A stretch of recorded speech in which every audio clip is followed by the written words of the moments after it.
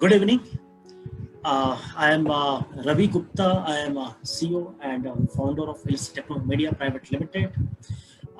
We have been bringing out a magazine called Digital Learning for past 16 years, where we have been covering the ICT innovations happening in the field of education, both in terms of preschool, school, and higher education. And we have been organizing several conferences all across the country and outside India on the education innovation ecosystem. So here we have today an eminent panel with us, and we are going to talk about the challenges and opportunities in the post COVID-19 scenario. How are we going to adjust ourselves with the new reality in the school education system? So as we start, I am going to request each of the panelists to kindly introduce themselves and their school for 2 to 3 minutes each, and then we will proceed with a round of questions for the panel. So I will start with Anirudhji. Welcome, Anirudhji. Thank you, Ravi. Good evening, everybody. I'm Anirudh Gupta. I'm CEO of DCM Group of Schools. We're running schools since 1946 in various parts of Punjab and Haryana. So all the schools are CBSE K-12 schools, and I'm looking forward to interesting discussion here today evening. Thank you, Anirudhji. Fantastic. So we have a diverse set of schools here with different types of history. I think we have a representation from several different types of schools with different states and different geographies, and also I think like different legacies and history also. So if I may start the first round of the panel, which is about the challenges. I think the COVID has got all of us unprepared. We all are like part of a COVID storm right now, and we have no idea like where is it going and where is it ending, and when it is ending. So so how are we like dealing it as schools? So may I request Anirudh to speak on this? Yeah, Ravi, certainly, all of a sudden the entire focus has shifted from, traditional classrooms to online and virtual platforms. Some schools were prepared, some were not. Some schools had adequate resources, teachers were trained, and I think some of the schools, they've been caught unprepared. So while it has brought the digital divide to the fore in the country, and it's going to be the survival of the fittest in terms of your technological and academic advancement in the schools. So there are a lot of challenges, especially training of teachers, bringing them all to some platforms. Different schools are using different platforms, like from Zoom to WebEx to Microsoft Teams to Google Classrooms. So the first challenge was to, bringing all your teachers, getting your video lectures prepared, making a different strategies and structures for the online delivery of lectures. So all the principals and their teams have been working round the clock for the last few days to ensure that, no child is left unattended and the learning continues and the show goes on. So there have been a lot of other challenges like in border areas, in rural hinterland, there have been internet issues. Some parents had they were very not willing to provide the tools like tabs and laptops to the students earlier. They were wary of the screen time also. But suddenly there's no other option. So the schools, as you said, teachers themselves have been IT shy, internet shy. Some of them, they have never come live in front of the children. They've not made videos ever. So, to take care of all the stakeholders, training the teachers, asking them to shred their inhibitions, learning all the tools, and bringing the teachers, ensuring 100% attendance of the students online, talking to the parents, having virtual PTMs, and over and above, as I said, that everybody is on a different tangent. Every school, as per the resources, as per the availability of tools, they are using different platforms, and the entire segment, is a kind of bit of, unregulated at the moment. So the schools are trying in this scenario what best they can do to tide over this issue, this challenge. So my heart, goes out, and my big salute to all the principals, all the teachers, who have been, like burning midnight oil, and they've been not leaving any stone unturned to, reaching out to every child, to providing all these online resources, making video lectures. The schools which were already prepared, which had already shifted to a flip model, and which had all these tools and the equipment in place, I think, they must be much comfortable at the moment. Like, we had started training the teachers on making videos, editing videos, almost 2 years back. So we ensured that 100% of our staff is IT literate. So I think that thing, and we had tied with Microsoft and Google, and, we have some other service providers also. So all that effort has come handy to us, in reaching out to the children, in providing the online education to them, in providing them worksheets, assessments, engaging with them. So notwithstanding the challenges, I think we've been able to, by and large, rise to the occasion, and we have been able to reach out to most of our, like almost 20,000 students whom we are catering to. Amazing, Anuruddha. I think a lot of sudden changes in the ecosystem, and schools and the teachers especially have to really upgrade themselves overnight. Hats off to them. Where you all are running the schools, you are all looking at the schools in a holistic way, not only teaching, learning, but schools are also institutions. You are employing so many people, you are running in a big establishment with big infrastructure, and you have expenses. So what are the financial challenges which this situation has provided to all of you, and how are you handling it? So I will speak to Aniruddha. Yeah, Ravi, I mean, this is an unprecedented situation, which no one had anticipated earlier. So while there are a lot of challenges, especially we are running a lot of schools in the border area. One of our schools, Dasan Brown Board School, is as close as just 4 kilometers from the Pakistan border.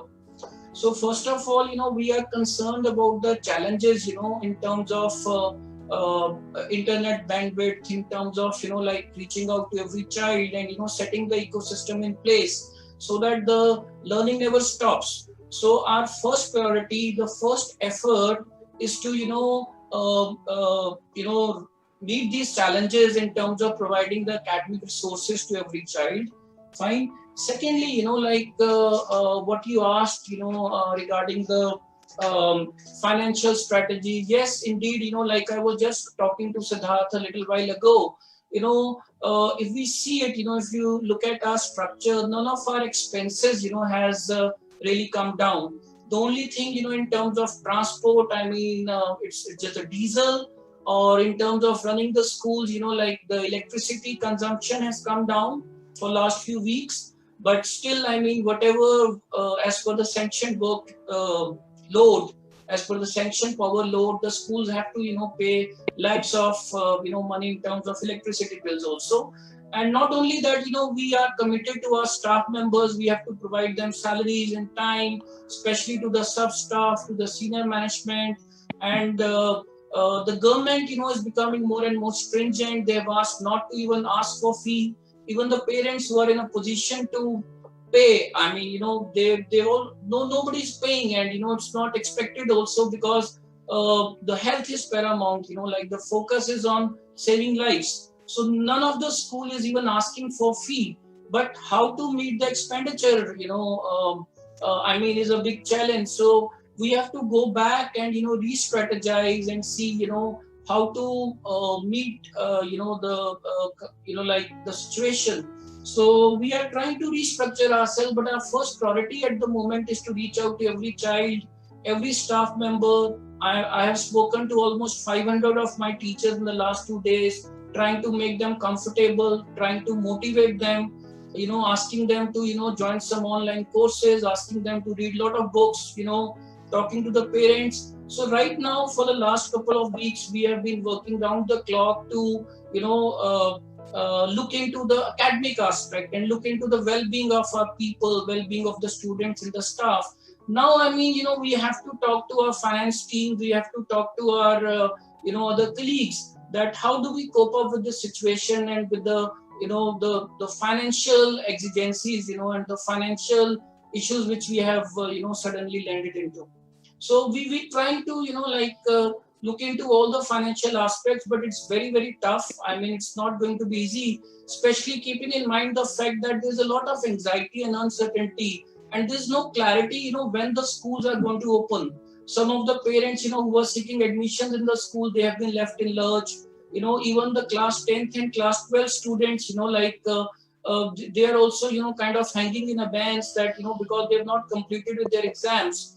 But one thing I must say that, I must appreciate the role of, organizations like NCERT, CBSE, and Atal Innovation Mission, and a lot of other service providers, those who have, started approaching the school. They've been providing free resources. Many of the organizations which were earlier charging have made their content absolutely free of cost. So there's a lot of silver lining also amidst these dark clouds. And we are trying, to understand the situation, trying to, work on the things, re-strategize our working, like people are not coming to the offices, so how to connect them to their homes, and over and above, we are incurring lot of expenditure on providing, a whole mask, sanitizers to our security staff, the personal protection kits, and as a responsible organization which is into the field of education for the last 7 decades,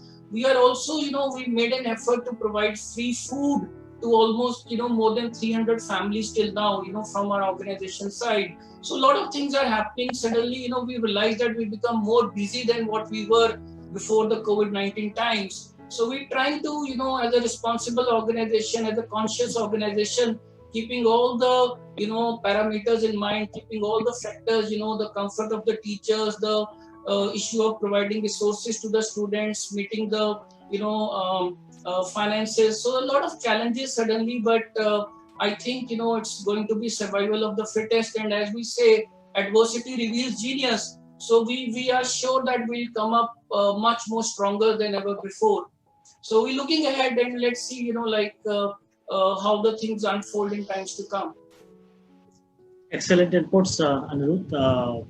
You have mentioned both what are the hardships and how are you dealing with them, and what is the silver lining in this whole situation. So having these two rounds, I think I want to have a brief round on what are the regulatory changes expected from NCERT, CBSE, MHRD, or any other organizations, like in these situations. What we expect from them, how to respond. And also the most important, the state governments to always straight away announce that fees does not have to be paid, and various other restrictions which happens even from DMs and collectors and all those people. So I think schools have a lot of regulatory issues. So in this situation, what are the regulatory expectations we have? So Anirudhji, if you can start with that. Yeah, Rajiv, that is correct. I mean, suddenly we've been, changed into a lot of, everyday regulations and everyday instructions. It's right for the government to think of the people, and while we are talking about education, while we are talking about finances, I think the first focus and the is to how to save lives of the people and how to protect ourselves. So it's right for the government and all the organizations to think of the people, especially about the needy and the downtrodden strata. Since, there are no businesses happening, the traders, the shopkeepers, I mean, it's tough time for everybody. So it's right for the government to, ask the schools, to delay the payments or to not to levy any fine or something like that. However, the policy should not be lopsided, Already the managements and the principals and the teachers, they are under a lot of pressure with this, all of a sudden shift from, traditional working to the working from the home to providing, online and virtual resources. So already, I mean, people are under a lot of pressure, and over and above, when the organizations become stringent, so it's all the more painful. So I think there has to be a kind of a balance in the approach. None of the conscious school is forcing the parents to pay the fee right now, but the government also needs to understand that from where all these finances will come from.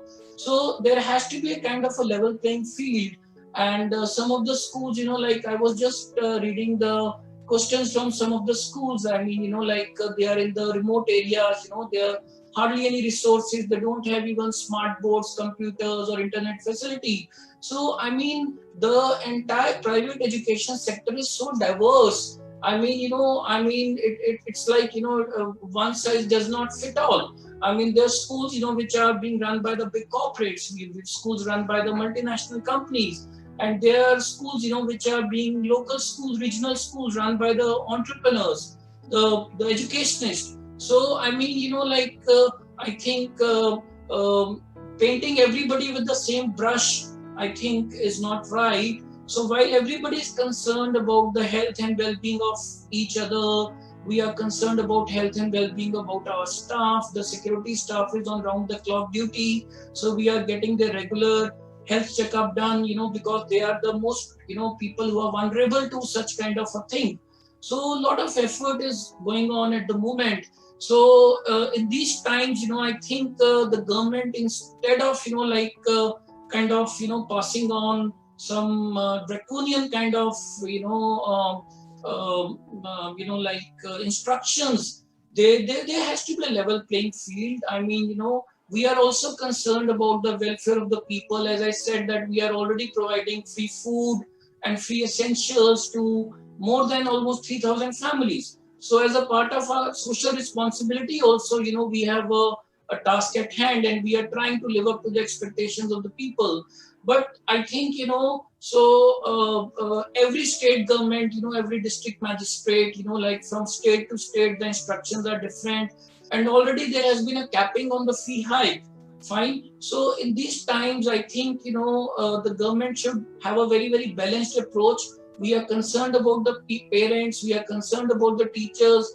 We understand that businesses are not happening. We understand that, some of the companies, they have laid off lot of their employees. So this is a tough, challenging times, nobody has anticipated. So I will let's have a mutual trust, all the parents, teachers, staff, managements. We need to understand each other's position.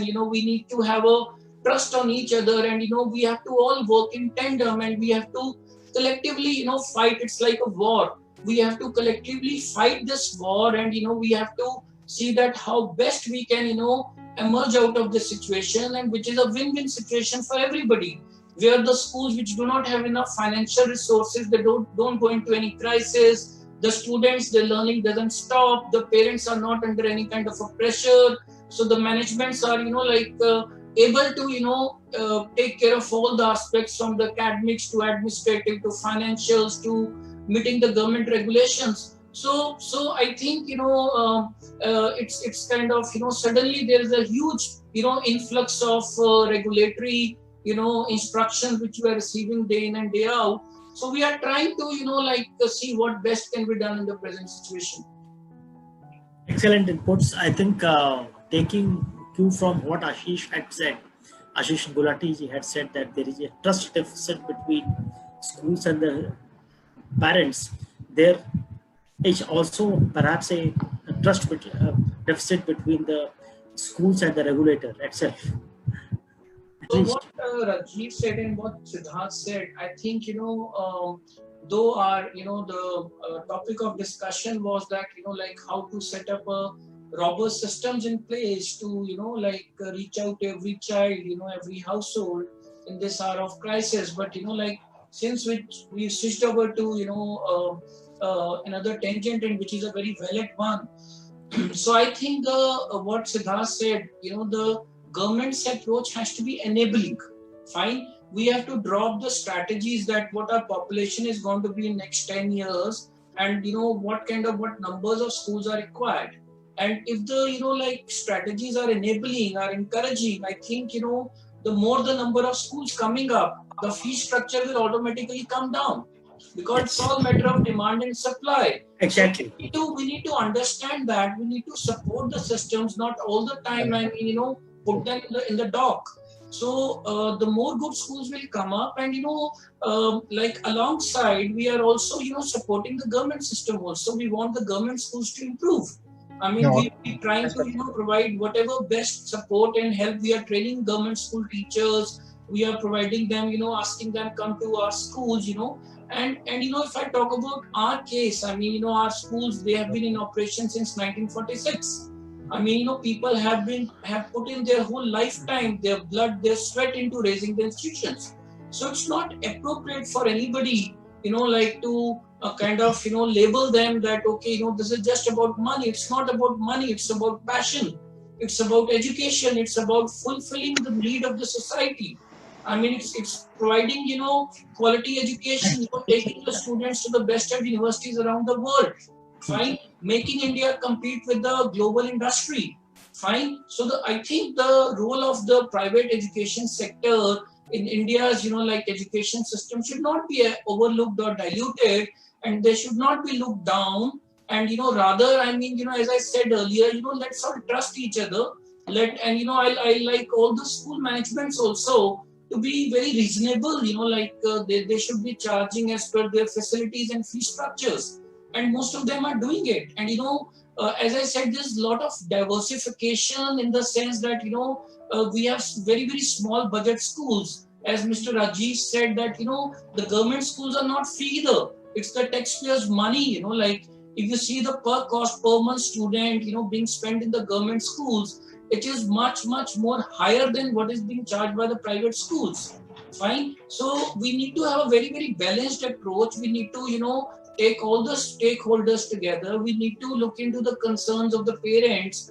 We need to look into the fact that they are not fleeced. But on the other side, the people who have spent their entire lifetime, they spend whole lot of effort, time and money in raising these institutions, which are doing a human's job, which are doing commendable work. So I think it will not be fair for anybody to, just, let them down. So everybody has a right to put across their point of view. So we appreciate and understand everybody's concern. So coming back to, the present situation, we are concerned about our teachers, our security staff, our students. We are looking into the government directions also. So we are trying to combat the situation, and we are trying to reach out to, people beyond the, the school also, as our, responsibility towards the society. So I think, let's remain positive. Let's support each other.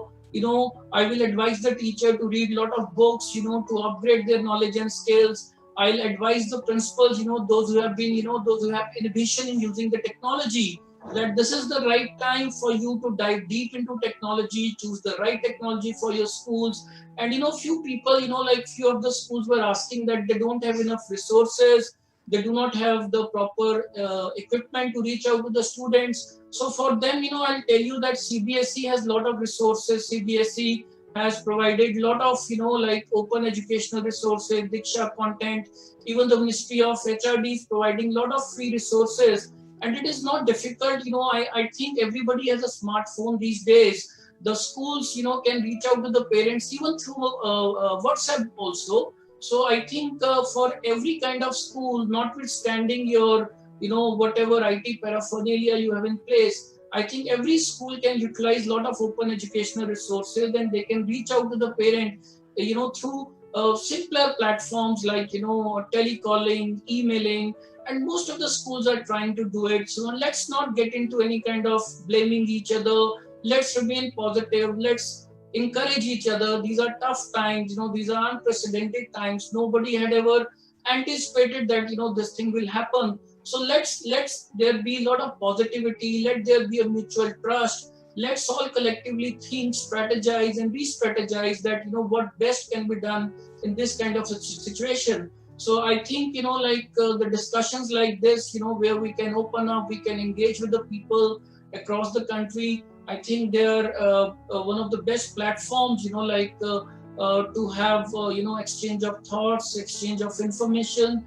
And my best wishes to all the teachers, all the principals, all the parents, I wish them happy learning. And I thank, ELETS and Ravi, you in person, that, for organizing and creating this session. And you've been doing a fantastic work for last so many years. So thank you very much. And I wish everybody stay happy, stay safe.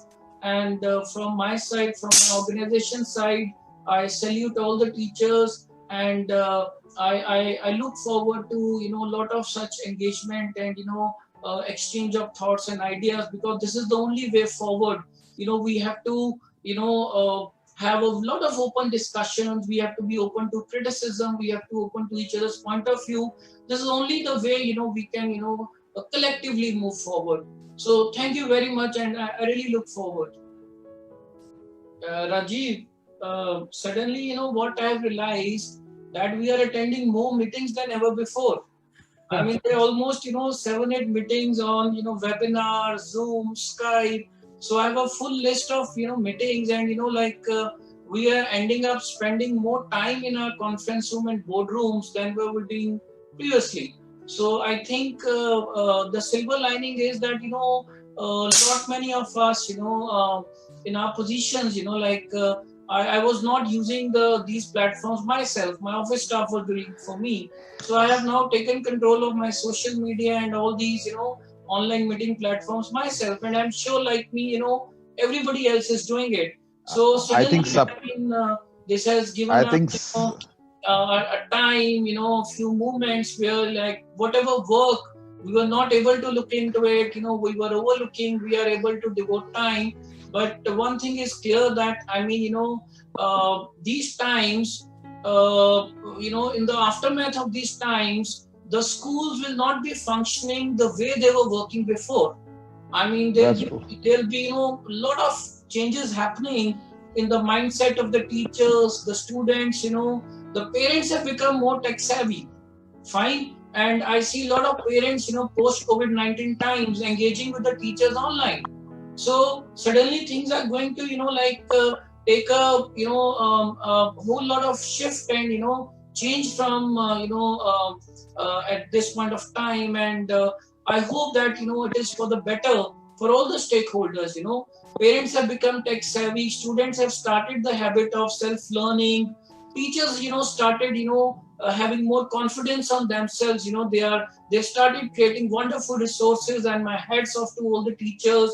The principals, they are engaging with the teachers a lot more than what they were doing before. So there are a lot of, good things happening, and a lot of, positive, things coming out of this present situation. And I hope, everything settles down. We are able to, tide over this COVID-19. And I sincerely hope that, this situation, turns out to be an enabling situation, a positive situation, a learning situation, a situation which brings all of us closer to each other. And let's be positive, let's have patience, let's keep believing in each other. And I think, there are a lot of, wonderful things happening, even in this hour of crisis. So I again, will like to thank all the educators, all the teachers. Some of them are exchanging mails and WhatsApps, even during late hours in the night.